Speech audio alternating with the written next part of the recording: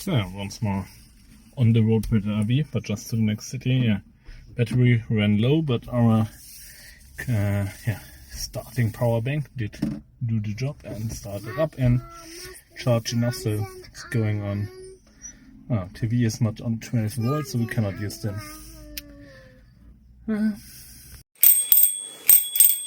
That's a little bit different from butterfly collection. Very interesting artsy stuff. Oh yeah, a little bit downstream here, or downstream. Yeah, this is actually the river we had this nice little walk along, and probably those areas are not really walkable, but I think the water has already declined. Like with all the brushes there, the water level had been a little bit higher, I guess. Just a dog on every post. So to see.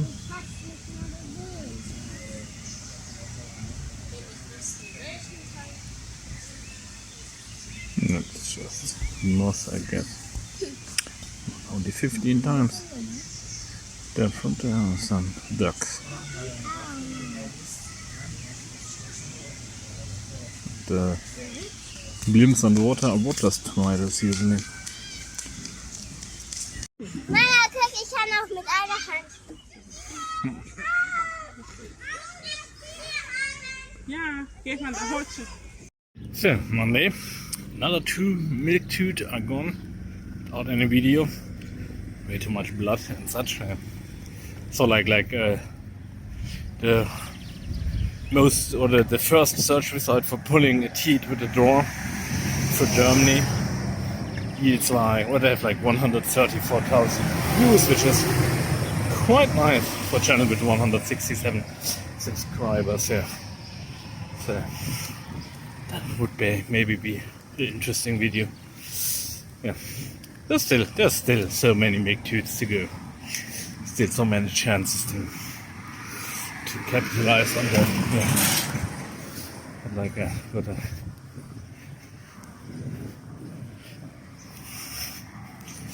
Like a cheap Lego set which my son had. For this, and I have several sets where I have like price corner looking at, and one which my son had on his wish list last year came up, and that kind of motivated him to get loose of two teats, and then now I've got my daughter, and she has like only 2 more days, and then the kindergarten closes for summer and cleaning and everything. They have like a 4-week summer break every year during vacation, and things like interchanging, and that's like in the first week of the summer vacation, in the first month, and next year it will be probably last month. Next year next year she and my daughter will go to school after the summer break, so that will be her last kindergarten year. Starting now, they're they get like this. I showed this with this tradition in Germany with this school bag where you get like sweets and toys and such, and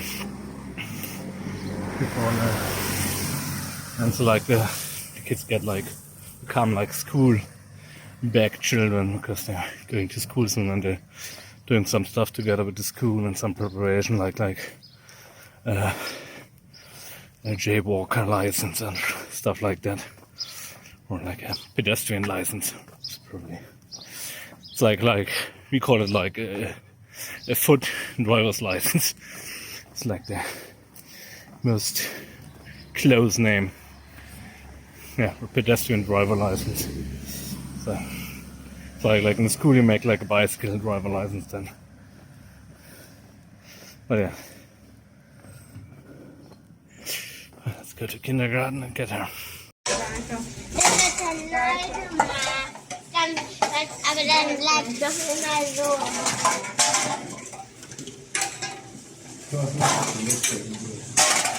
Huh. That's quite a nice big tree here over the road. I think very similar to the one which broke down a couple of years ago. I think right when we moved here. There's one of that size down by the station, and that one broke. Okay, still some water coming out. So it's much more to the normal level. Seen on the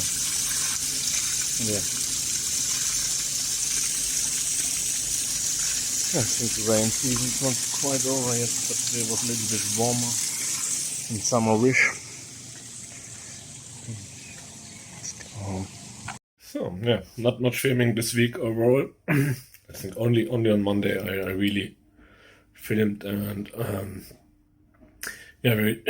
I think there was probably quite some international coverage about the flooding in the western parts of Germany, so our region has not been affected from that, so no problems here, but yeah, quite gruesome there. Like some villages were almost totally destroyed, and there are probably hundreds of victims, so I think there will be some international coverage overall.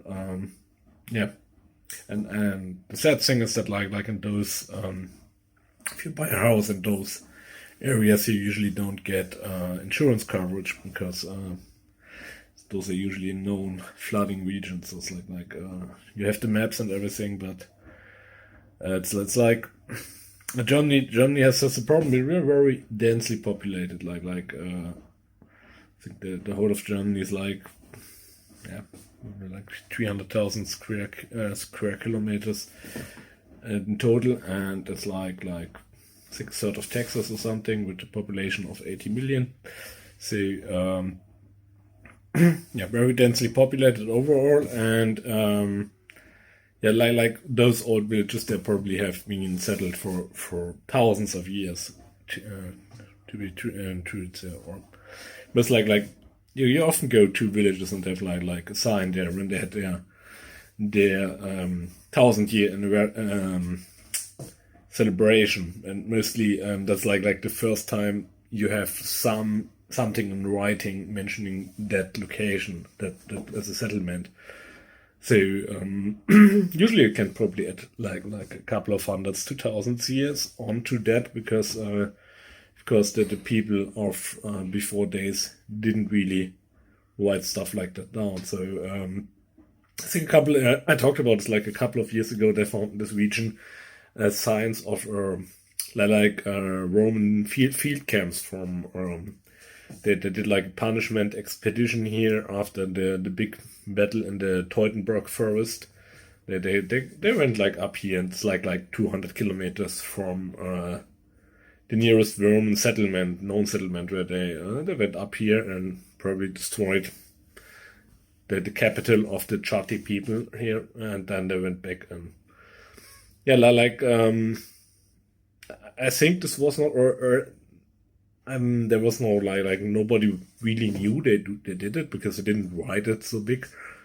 The thing is, Teutoburg is really good covered. There was much written about this, because they lost 2 legions there, but like a little punishment expedition into the Barbarium Germanicum and destroying like a capital city of the Chatti people is done. Like a minor side note in some report somewhere from some Roman general, and it's just baffling, the logistics if you go by foot for 200 kilometers with a legion or something, and you to baggage train it, and those Roman field camps, and when you you march like 20 Roman miles or something, and then you build a field camp, and the next day you do the same thing over, and you do this for like 10 days, and then you come here. Clear, but the logistics are really baffling, I think, and but I totally drift up, but like my father grew up in the area of Aschaffenburg, in the region there, and that was like there were like we are here north of the Limes, which was the northern border of the Roman Empire in Germany, and he grew up in a region where the Romans had been, and you could like dig up Roman artifacts and stuff. What he did as a child. So. But I think the main difference is of course that the region was had very low population compared to today, but those old villages and settlements oftentimes have been in existence quite much longer than like 1,000 years. It's just if you have like little mud and straw huts, there's not much evidence usually left over, especially if you're like settling in the same region over and over again.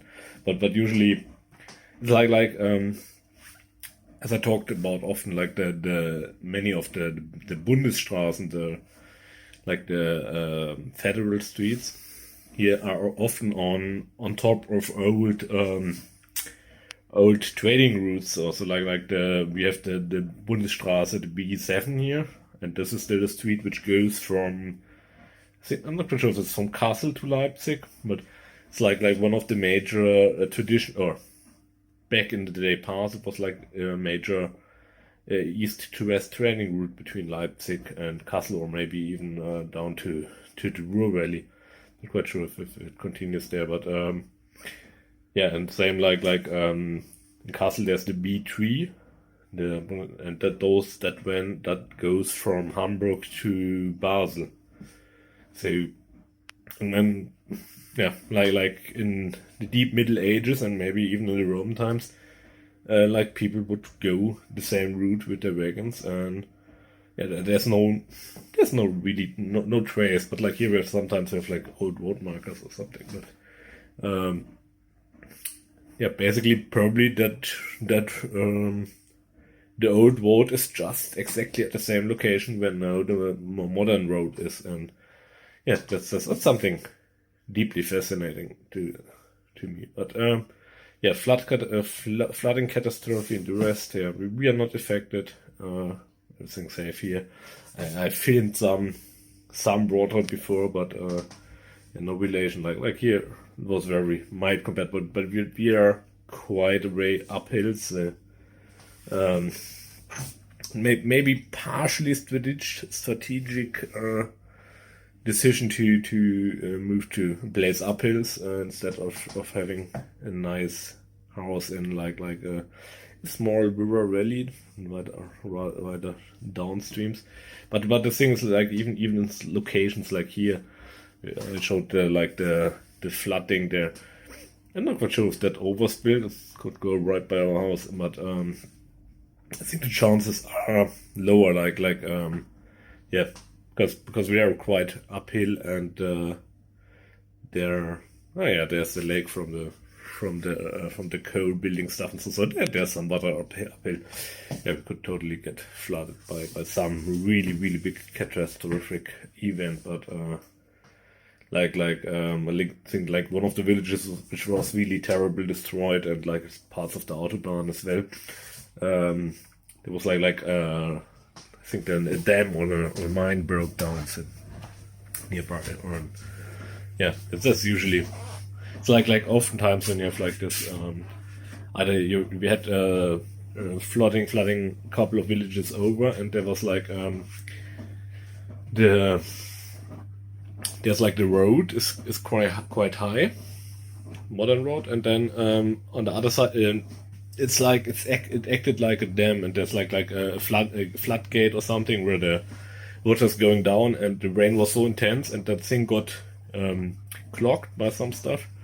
And they said like in a couple of hours they formed a lake of 12 meters height, like almost 40 feet, and then that flood gutter broke, and all the water went through below the street. So the street was not affected at all, but like a big wave came through the village then and cut it down and did some damage.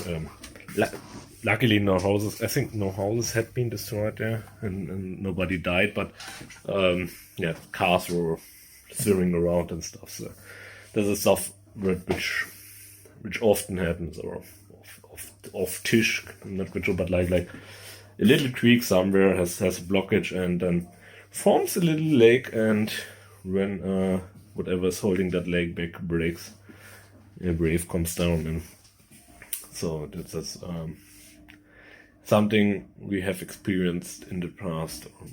Not quite personal, but in the reports of them. And just wondering with the whole flooding if this has effects on the upcoming like on the votes for the new government, which are I think in September usually. Because like the Green Party was really strong, and then the Conservative parties did some campaigning, and now they are really looking weak. And I think like you have like the big heat wave in the US parallel, and I think more aimed action has to be taken for protecting our environment, certainly. And at the moment it really looked before nobody's really talking about it, because in Germany it's politicized but not as open. So like it's really like in Germany it's really like the focus is really on helping the people, but of course if you are like the government or somebody in power, you may show up there for a photo op and throw a couple of sandbags onto the dam or onto the dike and then go back to Berlin. That happens, of course, but it's like there's no political discourse at this moment where people are talking about this. Is like we were talking about help, and I think we are in some ways we're quite pampered in Germany with our very good catastrophe prevention and services, and like if you compare to like the hurricanes in the US, when you hear people like waiting for 3-4 days to see some official or the army showing up, and like in Germany, the thing was, I think yesterday it happened, and today they're like in a cleanup operation. So like many people are still missing, and there are probably like hundreds of victims. But like the people who are safe, they are sleeping in hotels and stuff like that. But it's also due to like being very overpopulated and everything being close together. So of course, maybe a little bit easier to get there. But I think it's also like the preparedness, like Germany has the biggest with volunteer firefighters, with the technical aid stuff at lead. Oh, they have where's the magazine? My kids have a magazine from them, the THV, it's like Technisches Hilfswerk. Like we have firefighters in red or whatever colors now modern, and then we have a blue. It's like a blue company. That's like the Technical Hilfswerk. It's like another 200,000 people there doing that stuff. Like more, they're building bridges and electrical. This is mostly like engineers and I had like a magazine from them for my kids, but I can't find it. My son was running around with that yesterday. So with that and the army, it's partially from the experiences of World War II and tradition, and like also the perspective of being on the front lines of the Cold War and being a potential target for nukes from either side. So that sector was really well developed in Germany. There are really many people and many like command structures, plans for such things, reserves, vehicles, water treatment plants, mobile water treatment plants, and all that. And so that's something like in Germany it's absolutely unimaginable that you would have to hold out for a week somewhere without help. So I think like the worst thing in that regard, what happened was that we had like a cold front, a very cold winter, And like in the region, the whole energy and transportation broke down, and they couldn't even get there with helicopters. So they had to be like separate. They had to be like mostly cut off for I think 2 weeks or something. They and that was like a big region, like probably 50,000 people or something. It's actually the worst thing of that kind I can remember. But like, the problem was that I think that the army could fly in some supplies, but the weather conditions were very bad, so that was somewhat limited what they could do, and they had no power due to the power line breakage. And then on the other hand, maybe then it bites you back that you're used to that. I think like nobody has like a generator lying around and stuff like that, so that maybe. But I'm not sure. I think nobody died there, and like they had a huge spike in their birth rate like 9 months later. So it was good for something, I guess. Yeah. Enough talk. Yeah. See you guys next week, and yeah, keep you up to date if there's anything happening. But yeah, like I said, in our region, there's some flooding sometimes, but catastrophic events are usually very rare or with a specific cause, like that's road damming up the rain. If I would be a better creator, I would search out a video from that, because it was quite spectacular. Luckily there. Nobody got really hurt, I think, and I'm not quite sure if how the insurance situation there was probably not as bad as in regions where big floods usually or often happen or had happened in the past.